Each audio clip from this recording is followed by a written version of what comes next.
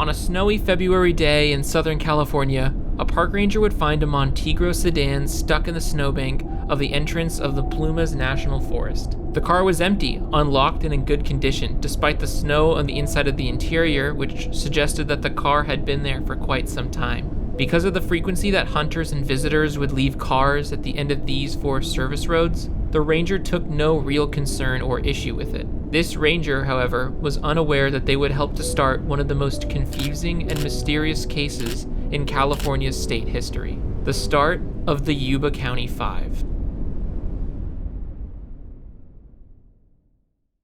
The Yuba County Five refers to the 5 persons who went missing: Jack Hewitt, Jack Madruga, Theodore Weller, William Sterling, and Gary Mathias. Besides Gary Mathias, the remaining 4 of them were described as slow learners due to their learning disabilities, and they were not always said to make the most rational choices. For instance, there were times when Theodore was said to question why there was a need to stop at stop signs, and once where Theodore had to be dragged out of bed during a house fire because he was so worried about missing his job the next day that he wouldn't leave his bed. This all begins on the night of February 24th. After leaving a long-anticipated basketball game, the group decided to stop at Bears Market near downtown Chico, California. Here, they purchased snacks, sodas, and cartons of milk. Okay, the cartons of milk may not have been the most normal snack, but this was the only thing out of the ordinary. The time of the stop was close to 10 p.m., as the clerk said she resented them for stopping so close to the closing time. Some of the men's parents had stayed up to ensure that they had all returned safely, and when night started turning into morning, it was clear they weren't coming home. The police searched California Highway 99, but found nothing. Until 2 days later, when a Montego car was found by the Forest Service ranger in the Plumas National Forest, almost 70 miles from the market where they were last seen. But the car wasn't reported until 5 days after the disappearance, when the Forest Service ranger saw a missing persons report and recognized the Montego car as Jack Madrugas's and reported it to authorities.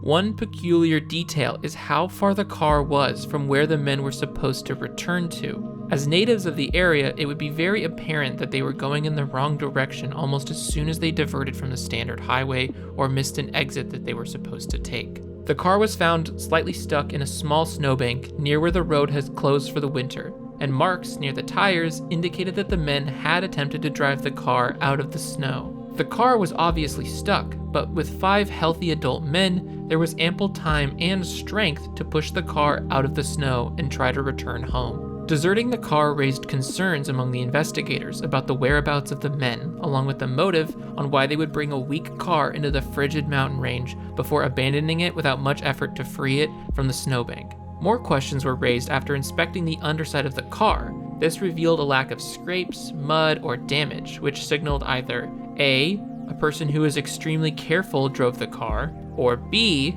the driver knew the area extremely well. Both of these descriptions do not fit the driver of the car, Jack, or any of the other men, as none of them had ventured into this particular area before, and Gary Mathias was the only other person who had a driver's license. The car was also found to be unlocked with its windows slightly down. Totally normal to leave the windows open and down in the middle of the winter.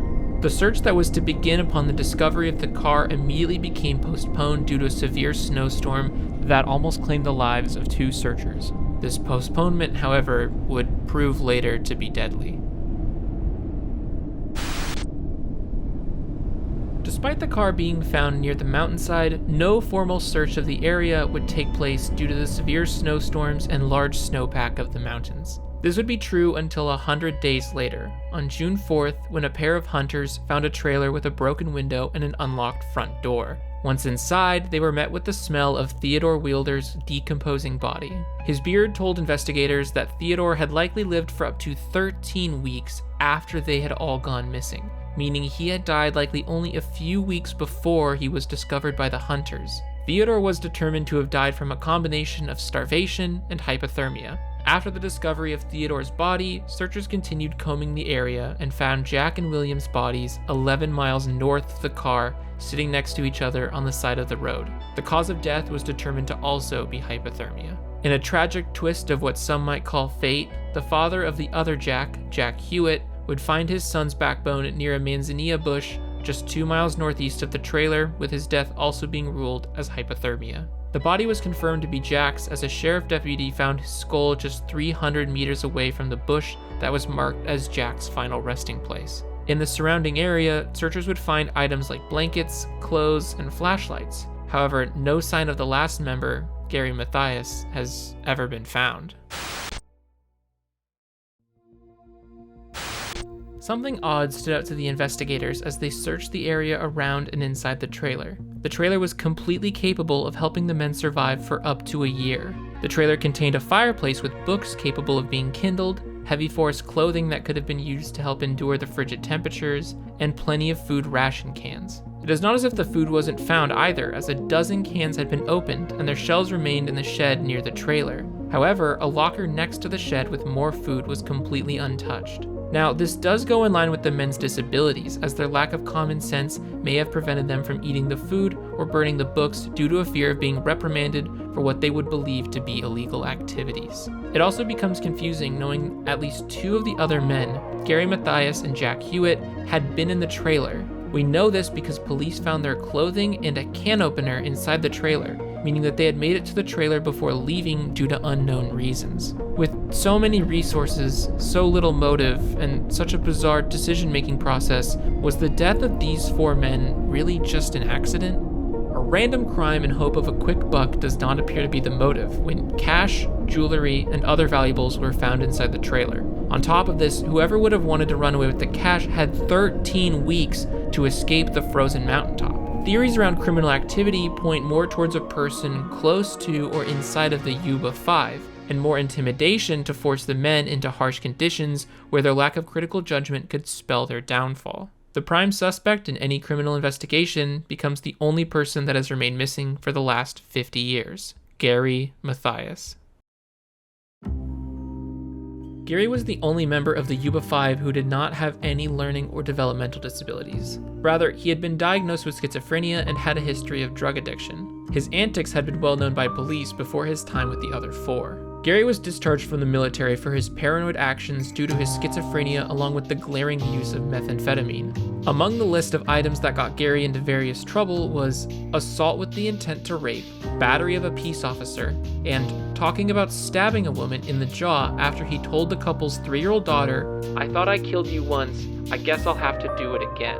The couple then reportedly kicked Mathias out of their house and watched as he pounded on locked doors until police arrived. If you thought these items were cause for concern, prepare to be a lot more concerned. He had also escaped a mental hospital by crawling through a drain pipe and hitchhiking back home while still wearing his hospital's clothes. In another incident, he walked all the way to his grandparents' house, a distance of 540 miles. He did this by stealing milk off of porches and eating dog food to stay alive. The last incident that was before his disappearance was when a Yuba County couple awoke to find Mathias standing in their bedroom. He had punched a hole through the window and unlocked the front door, and said that he was looking for a ring to return to Satan. When the couple asked why he was there, he said they were in his house and he was there to collect rent. That last incident was almost 2 years prior to this current disappearance, and after that, he improved his behavior by consistently taking his medication along with more social interactions with his 4 friends. Even the county police noted that they had not run into him in the last 2 years. This time span of Gary acting rationally and lawfully leads to a relatively safe conclusion that their disappearance was not malicious. As mentioned in plenty of previous incidents, after committing most of his felonies or crimes, Gary had an unshakable habit of returning home, and almost 50 years since leaving, he's never come back.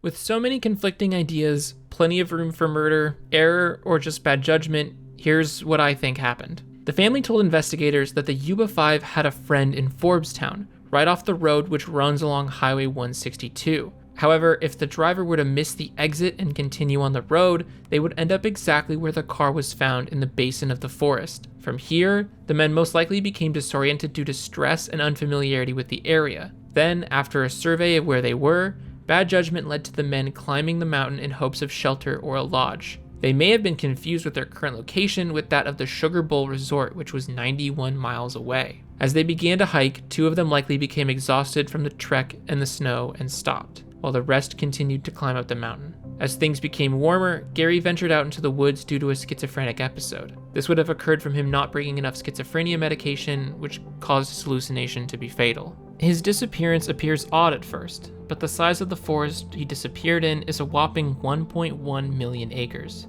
This makes the idea of becoming lost in the wilderness an incredibly believable conclusion for him. Gary's continued disappearance in the 1.1 million acres seems strange, but the 4 men were barely found within 3 months of their disappearance, despite being a throwing distance of the car that had already been found. After Gary disappeared, the remaining members likely starved to death, lacking the sensibility to break into the locker or the will to steal something that they did not think was theirs anymore. If there was just a search that followed the road up the mountainside, the mystery of the Yuba County 5 would likely not be a mystery at all.